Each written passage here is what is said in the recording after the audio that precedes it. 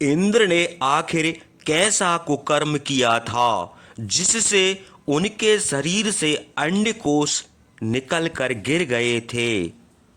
और जब उनके शरीर से अंडकोश निकल कर गिर गए तब देवराज इंद्र बहुत व्याकुल हुए और उन्होंने अपने पितरों को पुकारा।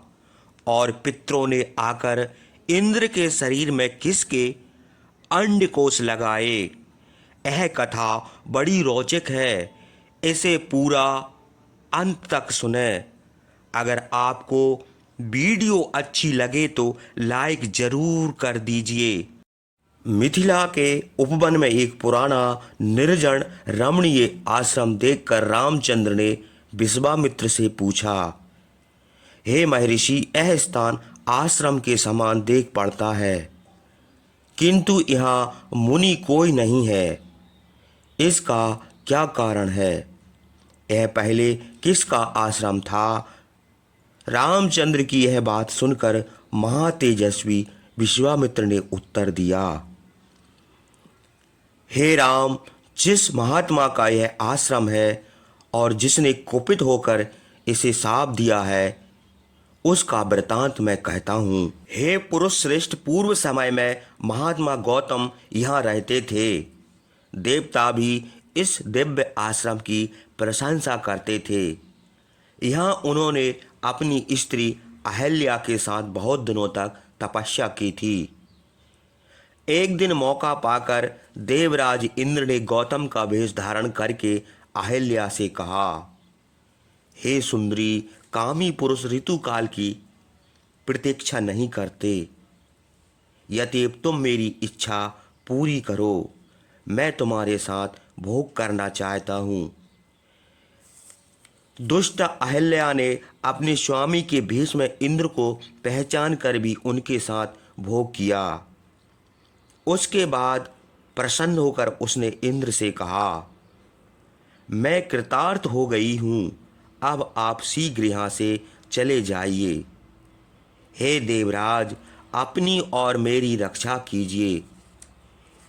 इंद्र ने हंसकर कहा, हे सुंदरी, मैं बहुत संतुष्ट हो गया, अब मैं अपने लोक को जाता हूँ। हे रामचंद्र, इस प्रकार अहल्या के साथ भोग करके गौतम के डर के मारे इंद्र ज्यों ही शीघ्रता के साथ उनके आश्रम से भागा, त्यों ही उसने गौतम को आते देखा। प्रज्वलित अग्नि के समान महर्षि गौतम अपने तेज के प्रभाव से देवता और दानवों से भी दुर्धर्ष थे। वे तीरथ में स्नान करके हाथ में समृद्ध और कुश लिए आश्रम की ओर आ रहे थे। उनको देखते ही डर के मारे इंद्र का मुंह सूख गया।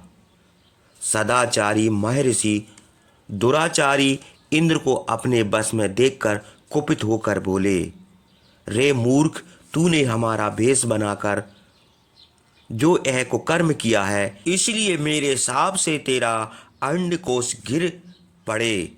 कुपित महात्मा गौतम के यह कहते ही उसी दम इंद्र का अंडकोश पृथ्वी पर गिर पड़ा।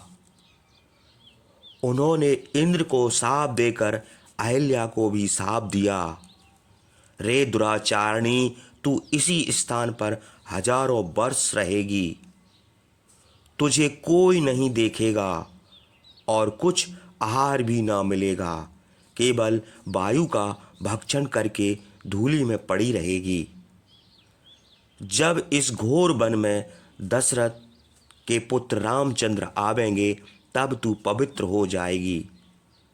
लोभ मोह छोड़कर उनका अतिथि सत्कार करने से तू अपना स्वरूप प्राप्त करेगी और प्रसन्नता से मेरे पास आवेगी। हे रामचंद्र, महातेजस्वी गौतम दुष्ट अहल्या को ऐसा देकर आश्रम को छोड़कर हिमालय के शिखर पर, जहाँ सिद्ध और चारण निवास करते हैं, चले गए और वहाँ तपस्या करने लगे। हे रामचंद्र, गौतम के शाप से जब इंद्र का अंडकोश गिर पड़ा तब वे उदास होकर सिद्ध, चारण, गंधर्व और अग्नि आदि देवताओं से बोले, मैंने गौतम को कुपित करके उनकी तपस्या में विघ्न डालकर देवताओं का कार्य किया है। महिष ऋषि ने क्रुद्ध होकर मेरा अंडकोश गिरा दिया, अहिल्या को त्याग दिया और उसे श्राप देकर उद्धार का उपाय भी बता दिया। हे देवताओं, मैंने आप लोगों का कार्य किया है। यद्यप जिस उपाय से मुझे फिर अंडकोश प्राप्त हो, वह उपाय करना आप लोगों का कर्तव्य है। इंद्र की यह बात सुनकर अग्नि आदि देवता और मारुतगण पितरों के पास गए। अग्नि ने पितरों से कहा, इंद्र का अंडकोश गिर गया है। आप अपने मेष भेड़ा का अंडकोश उखाड़कर इंद्र को दे दीजिए। मेष के अंडकोशहीन होने से आप लोगों के संतोष में कोई त्रुटि न होगी। जो मनुष्य अंडहीन मेष आपके उद्देश्य से दान करे, उन्हें आप अच्छे फल दीजिए। अग्नि की यह बात सुनकर पितरों ने मेष का अंडकोश उखाड़कर इंद्र के लगा दिया। हे रामचंद्र, उस समय से पितृदेव अंडकोशहीन मेघ का भक्षण करते हैं और दान करने वाले को फल देते हैं। इस प्रकार इंद्र गौतम के शाप से अंडकोशहीन हुए और पितरों ने उनको मेष का अंडकोश दिया। हे रामचंद्र, अब तुम महर्षि गौतम के आश्रम पर चलो और देवरूपिणी अहिल्या को शाप से मुक्त करो। तब रामचंद्र और लक्ष्मण विश्वामित्र को आगे करके उस आश्रम पर गए। वहां जाकर अहिल्या को देखा, वह अपनी तपस्या के तेज से प्रकाशित हो रही थी। देवता और दानव भी उसे देख नहीं सकते थे। उसे देखकर जान पड़ता था कि ब्रह्मा ने बड़े प्रसन्न से इस मायामयी मोहिनी मूर्ति की रचना की है। उसका तेज धुएं से घिरी हुई आग की शिखा के समान, बर्फ और बादलों से ढके हुए चंद्रमा की प्रभा के समान और जल में सूर्य के प्रतिबिंब के समान था। गौतम का शाप से रामचंद्र के सिवा तीनों लोगों का कोई प्राणी उसे देख नहीं सकता था। जब रामचंद्र ने उसे देखा, तब वह सबकी दृष्टि में आने लगी।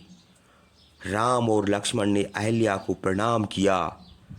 अहिल्या ने भी अपने पति की बात याद करके फाद्य और अर्घ्य देकर उनका अतिथि सत्कार किया।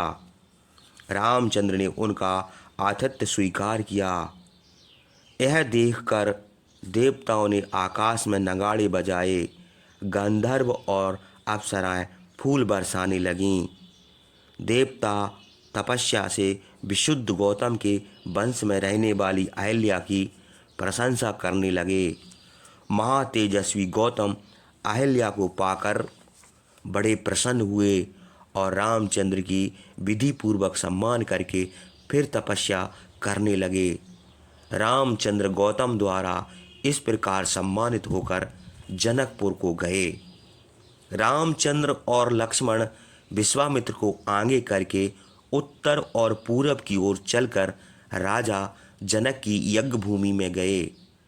रामचंद्र ने विश्वामित्र से कहा, हे महर्षि, राजा जनक के यज्ञ की तैयारी तो बहुत अच्छी है।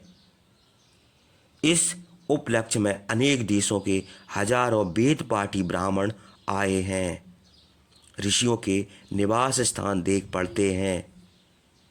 इन स्थानों पर सैकड़ों बैलगाड़ियां खड़ी हैं। हे ब्राह्मण, आप भी हम लोगों के ठहरने का स्थान निश्चित कर लीजिए।